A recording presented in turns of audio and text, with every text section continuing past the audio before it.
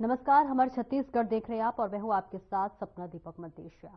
Bulletin का आगाज करेंगे। छत्तीसगढ़ में नगरीय निकाय चुनाव की तारीखों के ऐलान के बाद सरगुजा में बीजेपी एक्टिव मोड में नजर आ रही है। अंबिकापुर में बीजेपी कार्यालय संकल्प भवन में जो है आपको बताते चले कि बीजेपी विधायक सुबोध ब्रिज ने प्रेस कॉन्फ्रेंस की और इस मौके पर उन्होंने जहां एक तरफ बीजेपी सरकार की 1 साल की उपलब्धियों को गिनवाया तो वहीं दूसरी तरफ विरोधियों पर भी जमकर निशाना साधा। उन्होंने क्या कुछ कहा, आइए आपको सुनवाते हैं। देखिए, चुनाव की त्रिस्तरीय पंचायत की और नगरीय निकाय चुनाव की घोषणा हो गई है। आचार संहिता लग गए हैं और आज से नामांकन की प्रक्रिया भी शुरू हो गई है। हम सब लोग जो भारतीय जनता पार्टी जिस तरह से विधानसभा और लोकसभा चुनाव दोनों छत्तीसगढ़ में जीती है और कांग्रेस को उनके 5 साल के कुशासन को देखते हुए जनता ने उनको नकारा है, उस सारे विषय को लेकर हम नगरीय निकाय और पंचायत के चुनाव में जाने वाले हैं। और अभी 13 महीने हो गए हमारी छत्तीसगढ़ की सरकार को बने हुए, और 13 महीनों में ही हम सब लोगों ने देखा था कि सभी नगरीय निकायों में करीब करीब कांग्रेस के लोग महापौर के रूप में बैठे थे। चाहे घोषणाएं जो हमारी मोदी जी की थी, महतारी वंदन योजना का लाभ देना था, वो हम सब लोगों ने पहुंचाया। धान का विषय था, धान का पूरा काम किया। बोनस देना था, बोनस भी पहुंचाए। इसके अलावा प्रधानमंत्री आवास जो बंद पड़े थे उनको हम लोगों ने चालू कराया और करोड़ों रुपए की पैसा हम सब ने दिया उसको। और जानते हुए भी कि अभी कांग्रेस के लोग नेतृत्व कर रहे हैं, जाने वाले समय में हम सबको विश्वास और भरोसा है कि जिस तरह से लोकसभा चुनावों में, विधानसभा चुनावों में जनता ने भरपूर समर्थन दिया, प्रेम दिया, नगरीय क्षेत्रों में भी और ग्रामीण क्षेत्रों में भी इन पूरे पंचायतों के और नगरीय के चुनाव में भी जनता हम सब लोगों को भरपूर समर्थन देगी। आज इसी के लिए हम सब लोग इस अपने मीडिया के साथियों के साथ प्रेस वार्ता के लिए हम उपस्थित हैं।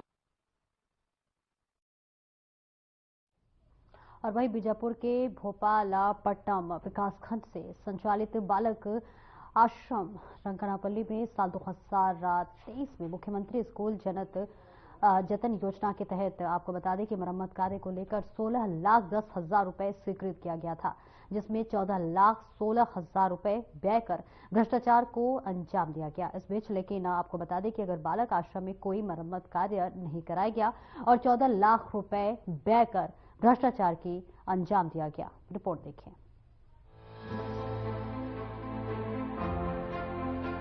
बीजापुर के भोपालपट्टनम विकासखंड में संचालित बालक आश्रम नरोनापल्ली में साल 2023 में मुख्यमंत्री स्कूल जतन योजना के तहत मरम्मत कार्य को लेकर 16,10,000 रुपए स्वीकृत किया गया था, जिसमें 14,16,000 रुपए व्यय कर भ्रष्टाचार को अंजाम दिया गया। लेकिन जर्जर बालक आश्रम में कोई मरम्मत कार्य नहीं कराया गया और 14 लाख रुपए व्यय कर भ्रष्टाचार को अंजाम दिया गया। बालक आश्रम के भवन की स्थिति काफी जर्जर है। इस मामले पर बीजापुर कलेक्टर ने बताया कि भ्रष्टाचार की जांच की जा रही है। प्रारंभिक जांच में कुछ कमियां पाई गई हैं। आगे की जांच में दोषियों के खिलाफ सख्त कार्रवाई की जाएगी। स्कूल जतन योजना में बहुत सारे हम लोग को शिकायतें मिली हैं, तो पूरे स्कूल जतन योजना में जो भी कार्य हुए सबकी एक वृहद रूप से जांच चल रही है। प्रारंभिक रूप में जांच में कुछ कमियां पाई है, उन हेडमास्टर्स लोग को नोटिस भी दिया गया है।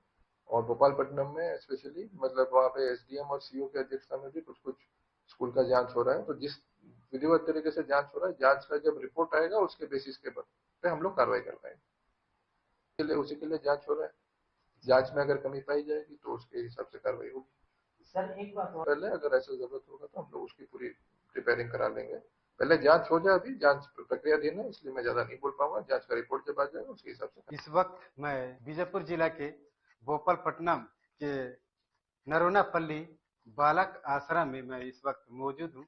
आपको बताना चाहूंगा, पिछले जब कांग्रेस सरकार रही उस वक्त मुख्यमंत्री स्कूल जतन योजना के तहत जितने भी मरम्मत के लिए स्कूलों में मरम्मत के लिए जो राशि स्वीकृत हुआ था, उसमें से ये बालक आश्रम भी है।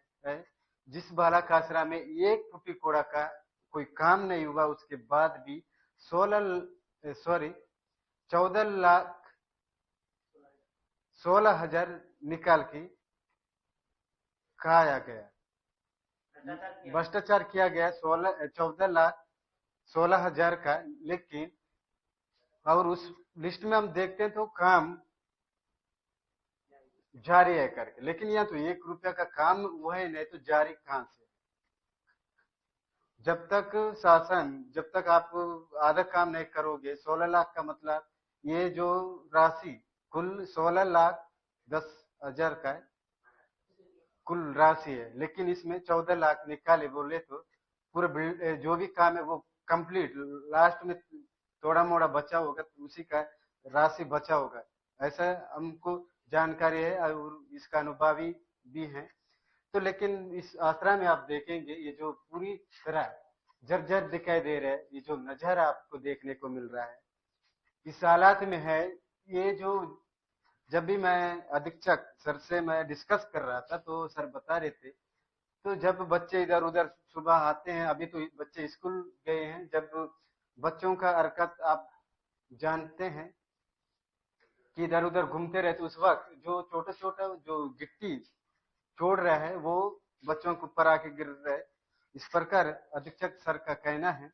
लेकिन ये 14 लाख रुपया काम पे निवेश किया गया है, कैसे क्या बनाया गया है ये बड़ा सवाल है। जब हम लोग यहाँ पहुंचे, आपको बताना चाहूंगा, इसी पास हम खड़े थे उस वक्त, यहाँ से गिट्टी गिरना चालू हुआ, अपने से गिर रहा था। आप देख पा रहे ये बेड शीट है, अगर बच्चे रात के सोए रहते उस वक्त ये गिट्टी और ये पत्थर उन बच्चों के ऊपर गिरता तो क्या होता? ये बच्चों को किस प्रकार रखते हैं अधिकारियों का व्यवस्था आप देखिए। भ्रष्टाचार पर चढ़ाने के लिए पैसा तुरंत निकाला जाता है, लेकिन इस व्यवस्था को ठीक करने में टाइम क्यों लग रहा है?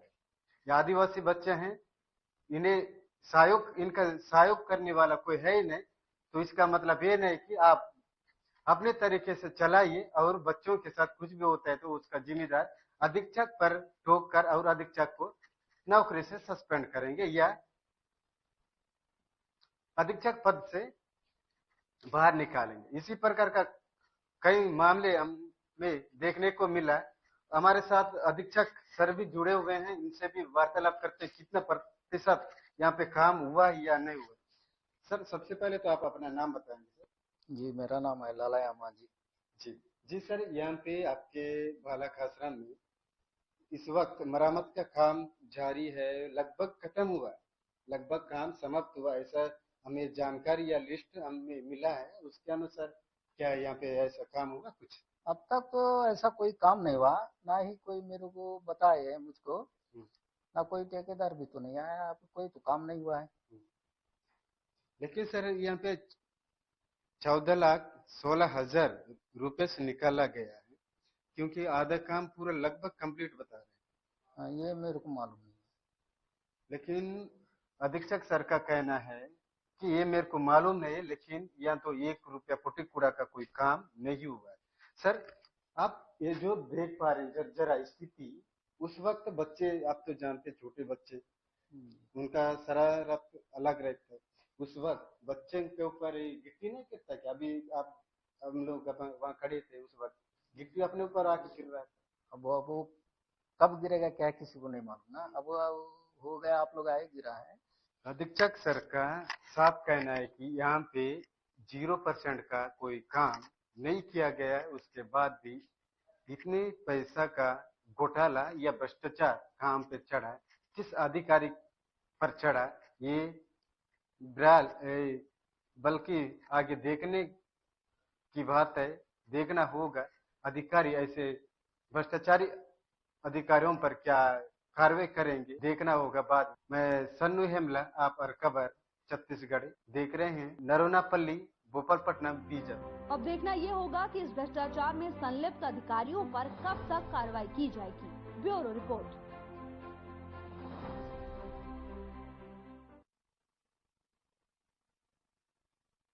और वहीं बिलासपुर में चिंतन और व्याख्या करने के लिए आज हमारे साथ खास मेहमान professor Manoj Pandey, doctor Satish Jaiswal, doctor Raju Awasthi जुड़े, जिन्होंने साहित्य को लेकर अपने विचार रखे और हर खबर के साथ यात्रा भी की और साझा की, जहां पर आपको बताते चले क्या कुछ उन्होंने कहा। आइए आपको सुनवाते हैं।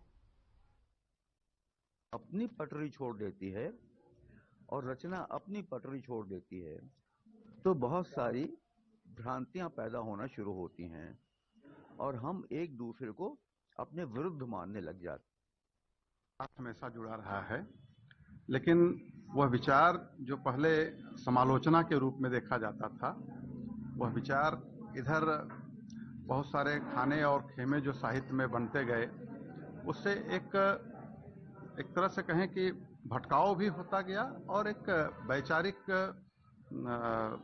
रूढ़ता या कहें कि वैचारिक कट्टरता अपने विचार को लेकर के, और उससे सबसे बड़ा खतरा यह हुआ कि जो वैचारिक सौहार्द होना चाहिए वो सौहार्द समाप्त होता गया।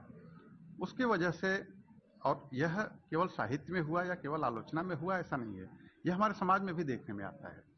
समाज में भी जो एक समन्वय और सामंजस्य वाली चीज थी वह समाप्त हुई और उसके बदले में जो चीजें घर करती गई या अपना स्थान बनाती गई, हमारा पारस्परिक सौहार्द समाप्त करती गई, वह साहित्य की तमाम विधाओं में रिफ्लेक्ट होता है और स्वयं आलोचना में भी रिफ्लेक्ट होता है, ऐसा मुझे लगता है। एक विचार है था कि या तो आप हमारे साथ हैं या आप हमारे खिलाफ हैं। ये विचार क्यों पल्लवित हुआ? हाँ, बिल्कुल सही कह रहे हैं। देखिए, जब हम जितना ज्यादा वैचारिक रूप से मुझे ये कहना चाहिए कि किसी के प्रति प्रतिबद्ध होते जाते हैं, जितनी ज्यादा हमारा कमिटमेंट जितना तगड़ा होता जाता है, और उस कमिटमेंट में मैं कहूँगा कि सामाजिक कमिटमेंट हो तो कोई खतरा नहीं है, लेकिन विचार के नाम पर जब वैचारिक चौहद्दी बना करके हमारी प्रतिबद्धता निर्धारित होने लगती है तो इस तरह के खतरे अपने आप खड़े होने लगते हैं। और उसी का नतीजा है जो बात आप कह रहे हैं कि या तो आप मेरे साथ हैं या तो आप मेरे खिलाफ हैं, क्योंकि फिर सुविधा की राजनीति होने लगती है। हर कोई उस खेमे की तरफ नजर उठाता है और जहां उसे सुविधा लगती है या जो खेमा उसे अपने ज्यादा अनुकूल लगता है उस खेमे की तरफ मुड़ता है। और यह दुर्भाग्यपूर्ण है कि साहित्य में ये बहुत बहुत ही अधिक है, ये कहना चाहिए। यह बदलाव मुझे लगता है कि इसलिए आया कि जिस दौर की बात आप कर रहे हैं कि 70 के बाद का जो दौर साहित्य लेखन का दिखाई दे रहा है, या कि 70 के बाद का जो दौर जो हमारे समाज का चरित्र जो बनता चला गया। अभी थोड़ी देर पहले जायसवाल सर से चर्चा हो रही थी कि साहित्य वस्तुतः समाज और समाज की संस्कृति का ही प्रतिफलन है। तो जिस प्रकार से हमारा समाज बनता गया, समाज में ही वह गिरावट आई, समाज में, और समाज में आई मतलब सामाजिक संस्कृति भी उसी रूप से हमारी विकृत होती गई। उसी का नतीजा है कि साहित्य में भी 70 के बाद का पूरा दौर हम देखें कि वह लगाव साहित्य के प्रति, और मैं तो ये कहूंगा कि सिर्फ साहित्य के प्रति नहीं, अपनी संस्कृति के प्रति भी वह लगाव निरंतर क्षरित होता गया है। आज दिखावे की संस्कृति जरूर एक तरह से प्रचार प्रसार का हिस्सा बन गई, हमारी प्रोपेगेंडा का हिस्सा बन गई है।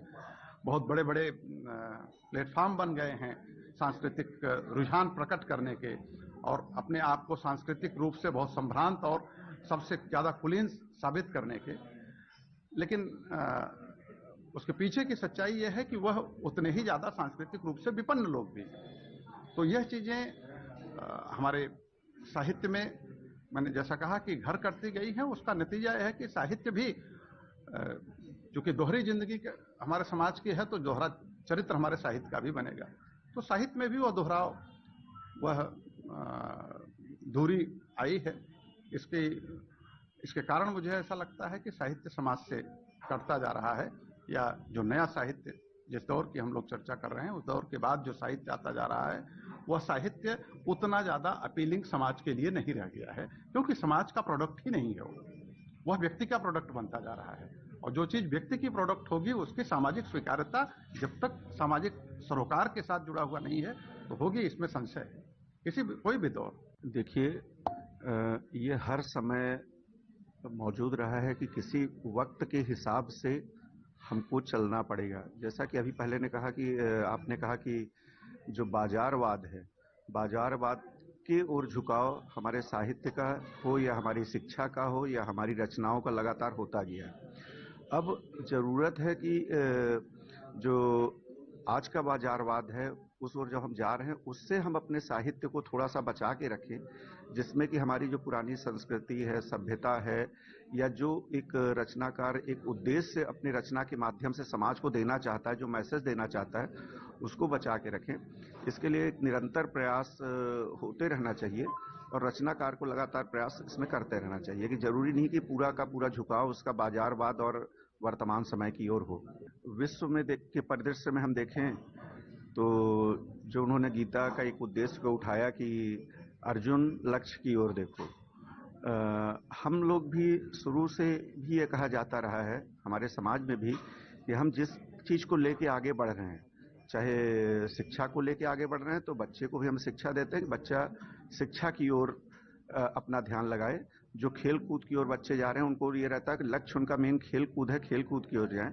और एक जो रचनाकार या साहित्यकार है, मैं जहां तक ये समझता हूं कि उसका भी लक्ष्य एक रहता है कि एक अच्छा साहित्य, एक अच्छी रचना सामने आए जिसका प्रभाव हमारे समाज पर एक सकारात्मक प्रभाव पड़े।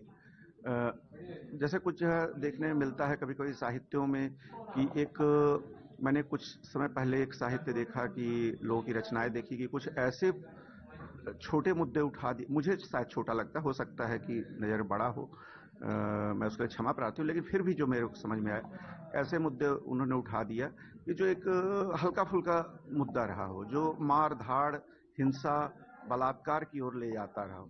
लेकिन मैं ये भी मानता हूँ कि हो सकता है कि जो हमारा रचनाकार है वो समाज का ध्यान आकृष्ट कराना चाहता हो कि ऐसी घटनाएं भी समाज में हो रही वो ना हो।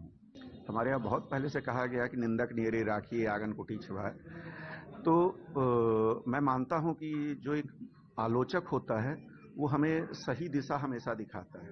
मैं कहता हूं आलोचना एक स्वस्थ आलोचना होनी चाहिए। स्वस्थ आलोचना का मतलब है कि अगर हमारे चाहे साहित्य है, हमारे शिक्षा, हमारे व्यवहार में अगर कुछ कमी है उस कमी की ओर इंगित करना चाहिए। मेरी प्रति पूर्वाग्रहों से ग्रसित होकर के मेरी आलोचना नहीं करना चाहिए। तो मैं कहता हूं अगर स्वस्थ आलोचना की जाती है तो एक सही राह आदमी को दिखाई पड़ती है, इसलिए उसको कभी गलत अर्थ में नहीं लेना चाहिए कि अगर कोई व्यक्ति अगर मेरी आलोचना कर रहा है तो मतलब वो मेरा विरोधी है। इस भावना से जब हम बाहर निकल जाएंगे तो मुझे लगता है कि वो आलोचक भी मुझे अपना सबसे प्रिय मित्र लगने लगेगा। और वही अंबिकापुर के गांधीनगर थाना इलाके के एमजी रोड बुधवारी बाजार के पास से 2 युवकों के अपहरण की खबर से पुलिस महकमे में हड़कंप मच गया। बता दें परिजनों को शिकायत के बाद मोबाइल लोकेशन के आधार पर जो है दोनों युवकों को मध्य प्रदेश के सागर के बरामद किया गया है, जहां मामले में सागर से जो है 6 आरोपियों को गिरफ्तार कर अंबिकापुर लाया गया। और पुलिस ने मामले का खुलासा करते हुए बताया है कि अपहरण और फिरौती को वजह ग्राम हमाली की 3 लड़कियां हैं, जिनमें से गिरफ्तार 3 आरोपी शादी करना चाहते थे और वही तीनों लड़कियों को बतौर 1,44,000 रुपए दिए थे। लेकिन आरोपियों के साथ शादी के लिए सागर जाते वक्त तीनों लड़कियां अंबिकापुर रेलवे स्टेशन में फरार हो गई, जिसके बाद तीनों आरोपी आक्रोशित हो गए और दोनों युवक दिनेश बराबी और कबीर अंसारी को अपहरण कर सागर ले गए, जहां बंधक बनाकर युवकों के परिजनों से डरा धमकाकर 27,000 रुपए फोन पे जरिए वसूल लिए। वहीं युवती शादी के लिए रुपए को वसूली करना चाहते थे। फिलहाल परिजनों की शिकायत के आधार पर सरगुजा पुलिस ने दोनों अपहरण किया युवक को सही सलामत अंबिकापुर ले आई है और वही मामले में गिरफ्तार 6 आरोपियों को कई धाराओं के तहत मामला दर्ज करके जेल भेज दिया गया है। इंदर साहब मरावी जो कि बड़ी दमली थाना दरिमा में रहते हैं, उनके द्वारा दिनांक 20 जनवरी 2025 को एक रिपोर्ट दर्ज कराई गई कि उनका लड़का दिनेश मरावी जो है, जो अपने दोस्त काबिल अंसारी के साथ में अंबिकापुर जा रहा हूं कहकर निकला था, वो जो है घर वापस नहीं आया है। तो संबंध में थाना गांधीनगर में अपराध क्रमांक 56/25 धारा 140(1) BNS का अपराध जो है वो पंजीबद्ध किया गया था। और विवेचना दौरान ये बात सामने आई थी कि जो दिनेश मरावी है उसने अपनी पत्नी को कॉल करके बताया था कि कुछ आरोपी जो है उसके और उसके दोस्त काबिल अंसारी को ट्रेन में जबरदस्ती बैठा करके अपहरण करके लेकर के जा रहे हैं। और उक्त संबंध में जो है जो प्रार्थी है इंदर साहब मरावी, उसने आरोपीगण की डिमांड पर करीबन जो है फोन पे के माध्यम से कुछ 25,000 रुपये भी जो है उसको शेयर किया है। तत्संबंध में आरोपियों का जो है वो लोकेशन सागर मध्य प्रदेश का होना पाया गया तत्काल जो है वो एक टीम सागर मध्य प्रदेश रवाना हुई, जिसमें कि पुलिस ने 6 आरोपीगण को, जिसमें कि पहला जो है शाहिद खान, ये दमोह मध्य प्रदेश का रहने वाला है, सोनू राय ये सागर मध्य प्रदेश का रहने वाला है, राहुल जैन ये सागर मध्य प्रदेश का, मुकेश दुबे सागर मध्य प्रदेश, रशीद खान दमोह मध्य प्रदेश, राम नरेश तिवारी दमोह मध्य प्रदेश का रहने वाला है। इस प्रकरण में आरोपीगण को गिरफ्तार किया गया है। आरोपीगणों के द्वारा पूछताछ के दौरान ये बताया गया कि इसमें से जो काबिल अंसारी है, जो कि दिनेश मरावी का दोस्त था, उसका जो रिश्तेदार है वो जो सागर मध्य प्रदेश में रहता था, और आरोपी गणों का जो जान पहचान था वो काबिल अंसारी से पूर्व से था। काबिल अंसारी और दिनेश मरावी जो है वो आरोपी गण को शादी करने की बात को लेकर के ये आए थे कुछ दिवस पूर्व बड़े दमाली थाना दरिमा, और वहां पर जो है इनको कुछ शादी के लिए लड़कियां भी दिखाए थे। शादी के लिए वधू दिखाने की बात को लेकर के दोनों में रजामंदी हुई थी, दोनों पक्षों में, और करीबन आरोपी गणों के द्वारा जो है प्रार्थी पक्ष को करीबन 1,25,000 रुपया के आसपास जो है वो नकद रकम और कुछ फोन पे के माध्यम से दिया गया था। फिर उसके बाद जब रजामंदी होने और सहमति होने के बाद में ये दिनांक 19 से 25 को जो है लड़की और उसके जो परिजन थे और साथ ही जो काबिल अंसारी और दिनेश मरावी थे ट्रेन से ले जाने के लिए निकले। जब रेलवे स्टेशन में पहुंचे थे तब रेलवे स्टेशन में लड़कियां अपने जो और भी साथी गण आए थे उनके साथ में निकल करके वहां से चली गई थी, और तत्संबंध में जब आरोपी गण के द्वारा ये पता किया गया कि लड़कियां नहीं हैं, तो दिनेश मरावी और काबिल अंसारी को उन्होंने जो पैसा दिया था उसके वापस मांगने की बात को लेकर के मारपीट करते हुए ट्रेन में जबरदस्ती बैठा करके उनका अपहरण करके लेकर के गए थे। पुलिस ने इन 6 आरोपी गणों को गिरफ्तार किया है, जिसे कि गिरफ्तार करके न्यायिक अभिरक्षा में भेजा जा रहा है। और सरगुजा में स्थित अंतर्राज्यीय बस स्टैंड, जहां पर स्वास्थ्य सुविधाओं को लेकर के आम लोगों से बात की गई, जहां आम जनता और महिलाओं ने आप बीती बताई। उन्होंने बताया कि स्वच्छता के नाम पर यहां का स्तर बहुत ही खराब है। टॉयलेट है लेकिन दरवाजा बंद नहीं होता, साथ ही पानी भी उपलब्ध नहीं होता। सरकार महिलाओं को सुविधा देने के लिए अनेक प्रकार की योजनाएं चला रही है और उसी में स्वच्छता अभियान भी एक महत्वपूर्ण योजना है। इस अंतर्राज्यीय बस स्टैंड अंबिकापुर में गांव से लेकर शहर की महिलाएं विभिन्न क्षेत्रों से आती हैं और उन्हें शौचालय का उपयोग गंदे होने पर भी करना पड़ता है।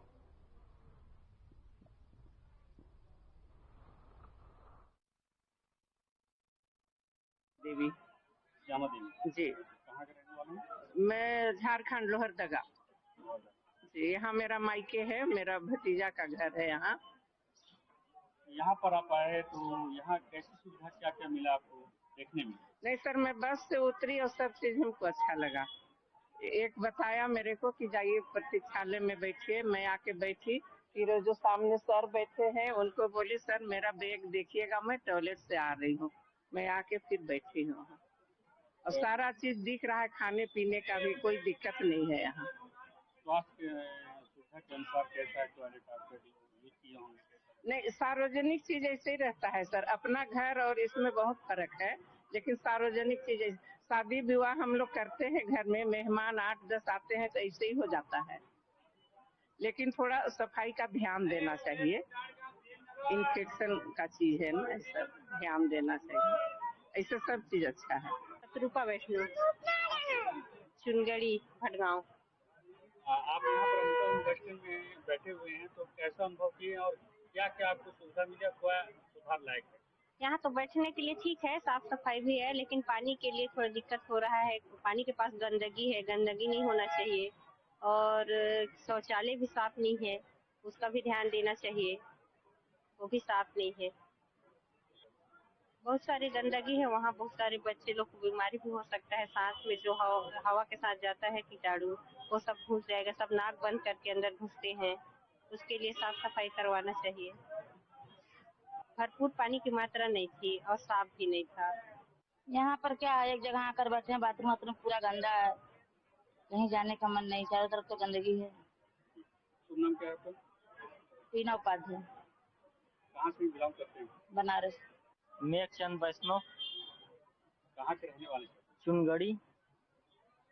यहाँ आप अनुभव बताइए, जो अंबिका बस स्टैंड में है, कैसा अनुभव है? तो अनुभव तो ठीक है, थोड़ा साफ सफाई भी पहले से ठीक है। आप भी गए होंगे तो आधा घंटा बैठे हुए हैं? हाँ, आधा घंटा लगभग हो गया। बाथरूम के उपयोग किए होंगे, तो पानी का उपयोग किए होंगे, यहाँ हाँ वाला होगा। हाँ, पानी तो ठीक है, लेकिन थोड़ा सा बाथरूम का साफ सफाई नहीं है। मतलब साफ सफाई नहीं है, रहने के लिए तो सब कुछ है, लेकिन थोड़ा सा साफ सफाई नहीं हो पाया है बढ़िया से। क्या लगता है आपको, कैसा ध्यान देना चाहिए? ध्यान देना चाहिए, पानी के लिए ध्यान देना चाहिए। शौचालय को भी तो, टॉयलेट में तो पानी मिलता है, लेकिन बहुत कम वो चीज होता है। फिलहाल इस बुलेटिन में इतना ही। नमस्कार।